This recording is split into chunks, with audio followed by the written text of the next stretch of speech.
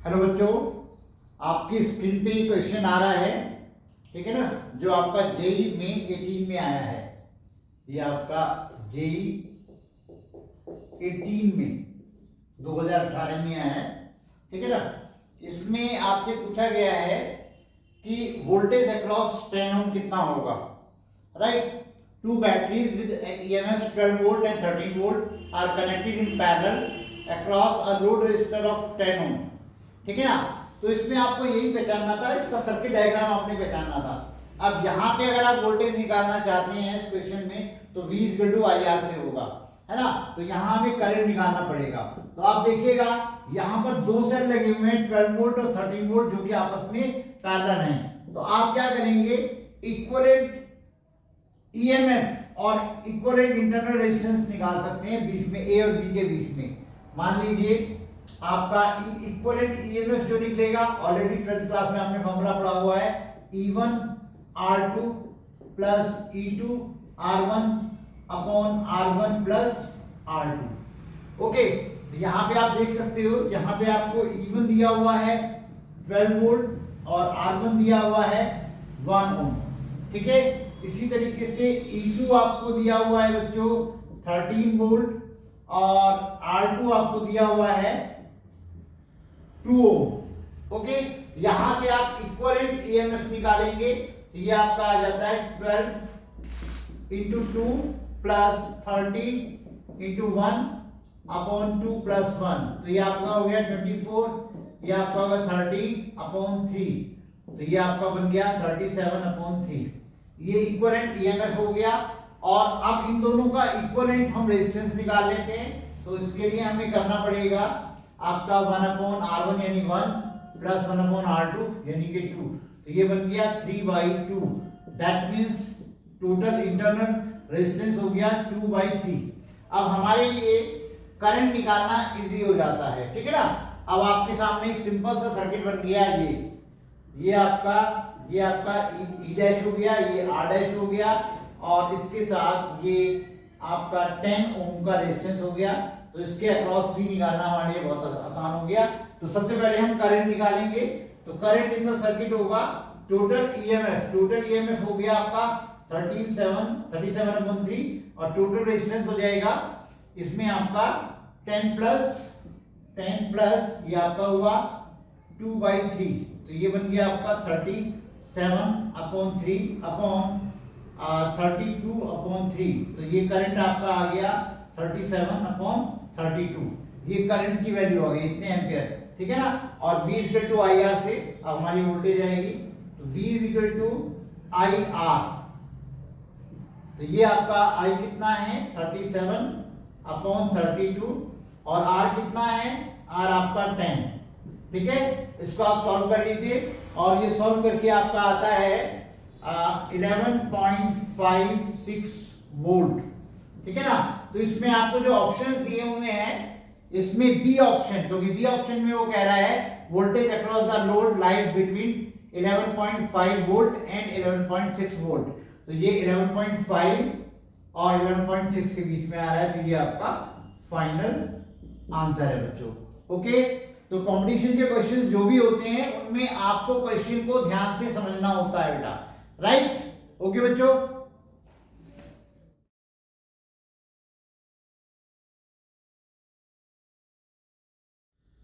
Hello बच्चों, इस question में देखिएगा, इस क्वेश्चन में आपको ये सर्किट डायग्राम दिखाया हुआ है और इसमें ये IIT मेंस का 2017 का क्वेश्चन है।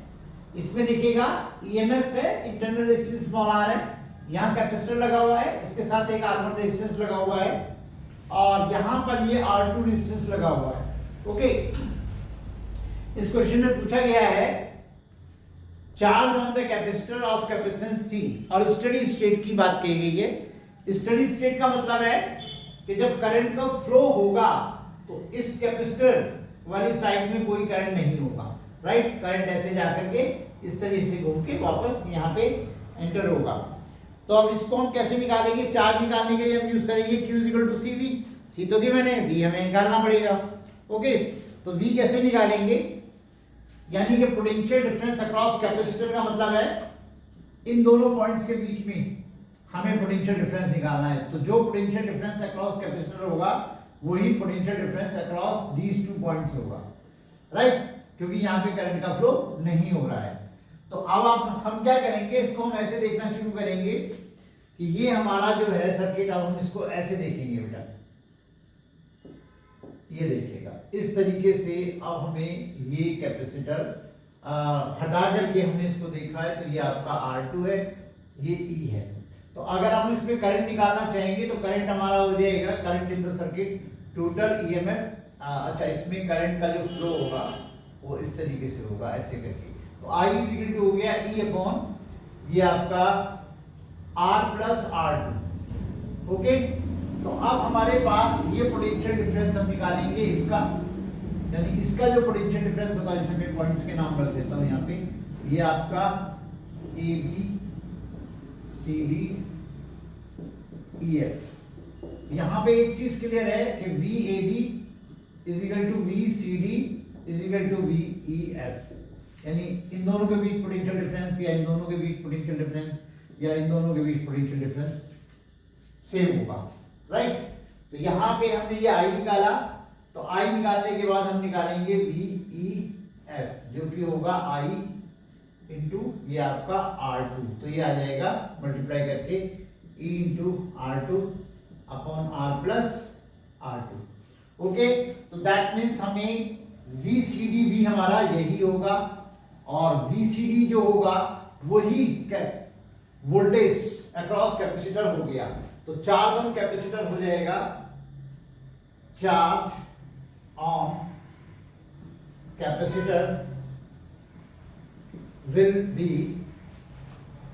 Q is equal to CV, right? C और V हमें ये दिया हुआ है, ये आपका E into RT R2 R plus R2। तो ये हमारा फाइनल आंसर हो गया CE R2 upon R plus R2। ये हमारा फाइनल आंसर हो गया, यानी कि ये हमारा ऑप्शन जो है C वो राइट आंसर है। क्लियर? कंसेप्ट अगर आपका क्लियर है तो क्वेश्चन में कहीं कोई प्रॉब्लम नहीं आएगी, वो चाहे नीट का हो चाहे आईआईटी का हो, राइट।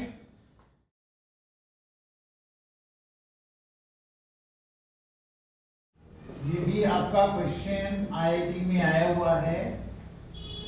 बच्चों देखिए इस क्वेश्चन को कैसे सॉल्व करते हैं। इसमें हमारे पास पूछा है करंट इन ईच रजिस्टर, हर एक रजिस्टर में से करंट की वैल्यू पूछी गई है। देखिए इसमें करंट कितना फ्लो हो रहा है, इसमें कितना फ्लो हो रहा है, इसमें कितना फ्लो हो रहा है। तो देखिए कैसे करेंगे इसको।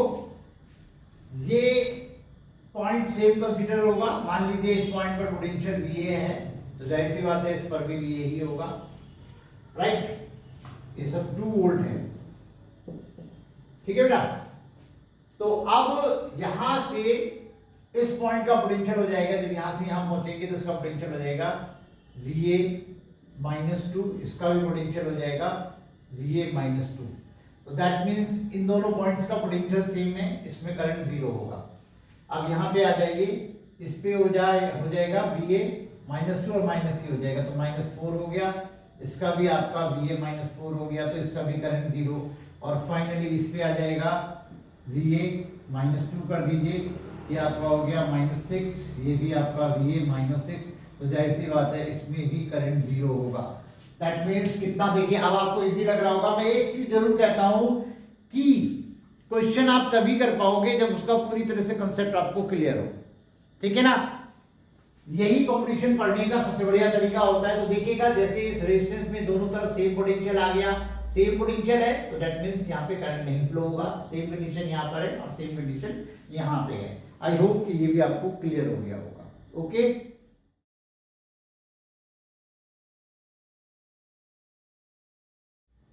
हेलो बच्चों, नेक्स्ट क्वेश्चन तो जो मैं ले रहा हूं, जो आपके जेई मेंस 16 में आया हुआ है, ये आपका जेई मेंस 16 में आया हुआ है। बहुत ही आसान क्वेश्चन है, बिल्कुल आसान, राइट। क्या ही बोलूं उसके बारे में, ठीक है। इसमें आपसे सिग्मा, राइट, जो कि सिग्मा की आपको डेफिनेशन फॉर्मूला पूछा है 1/ρ, ठीक है ना। और जैसा कि आप जानते हो RA/L, राइट। तो इससे आप इजीली सॉल्व कर सकते हो, है ना।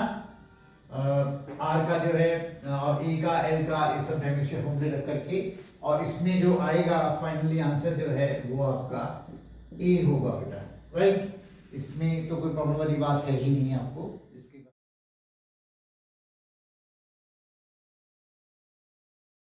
Temperature dependence of resistance of copper and undoped silicon in temperature range 300 to 400 kelvin is best describe. देखिए इसमें आपको याद करना पड़ेगा कि कॉपर मेटल के केस में, कॉपर मेटल है, मेटल के केस में जब हम टेम्परेचर बढ़ाते हैं तो रेजिस्टेंस बढ़ता है, राइट। बिल्कुल बोर्ड लेवल पे हमने अच्छे से पढ़ा हुआ है। और सेमीकंडक्टर्स में हमारे पास जब हम टेम्परेचर बढ़ाते हैं तो उसकी कंडक्टिविटी बढ़ती है, उसकी रेजिस्टिविटी यानी रेजिस्टेंस कम होता है। तो इतनी नॉलेज से ही हमारा काम चल रहा है। अब देखिएगा कि इसमें लिखा है कॉपर के लिए इंक्रीज लिखा हुआ है और सिलिकॉन के लिए आपका डिक्रीज लिखा हुआ है, राइट, ठीक है ना। तो जाहिर सी बात है बी ऑप्शन इसका सही होगा, linear increase for copper, exponential decrease for silicon, right. B answer है इसका। तो इसमें थ्योरी पार्ट जो है वो आपकी क्लियर होनी चाहिए। और अब एनसीईआरटी बहुत आने लग गई है पहले के कंपैरिजन में, नीट में भी और जेईई मेंस में भी, इसलिए एनसीईआरटी एक एक लाइन आपको क्लियर होनी चाहिए। बहुत सारे क्वेश्चंस तो इवन आईआईटी मेंस में डायरेक्ट ही आ जाते हैं। ओके बच्चों।